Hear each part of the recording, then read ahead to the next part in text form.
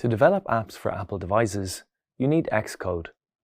In this video, you will explore what it means to start developing applications for these devices, learning about the different Apple devices and their operating systems, and how to set up Xcode, which is the environment used to create apps for these devices. As mentioned previously in this course, Apple offers two categories of devices: those that contain regular larger screens and are controlled by a mouse, like laptops and desktop computers, and those with smaller mobile screens which are controlled by fingers, like the iPhone, iPad, and Apple Watch. There's also a hybrid device, the Apple TV, which displays images on a large screen, the television set, but is controlled by a remote control with a limited set of buttons and a small touch interface. Each of these devices has its operating system.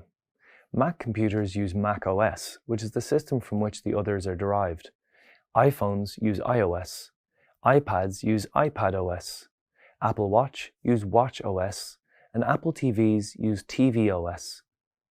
As mentioned earlier, to create apps for the diverse devices of the Apple ecosystem, you need to use an application called Xcode, which is provided by Apple for free. Xcode is what is technically called an Integrated Development Environment, or IDE, that runs on Mac computers.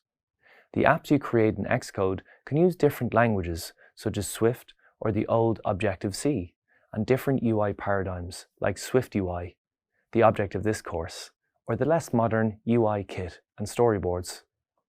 They can also include databases and control-specific hardware sensors, like Face ID and Touch ID if desired.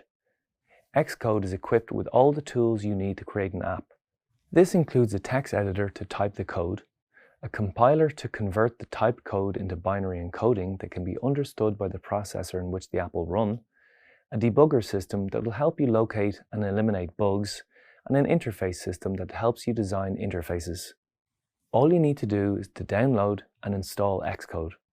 But first, you must enroll in the Apple Developer Program so you can download Xcode, access other resources, and sell apps on the App Store.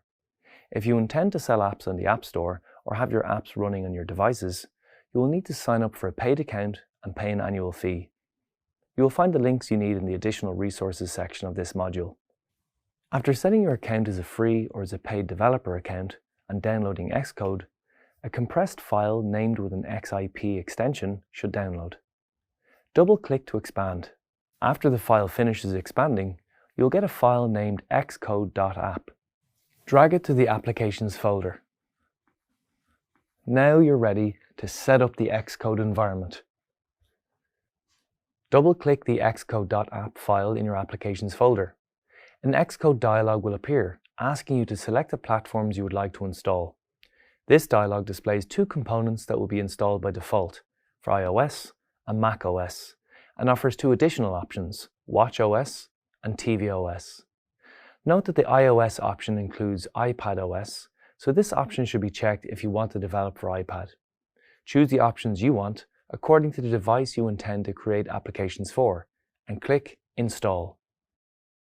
Xcode will install additional components. Let's click Continue. And that's it. You have everything you need to start creating applications. In this video, you received an overview of the setup needed to start developing your apps. Later in this course, you will explore using Xcode and its associated options in more detail so that you can master creating UIs for your apps.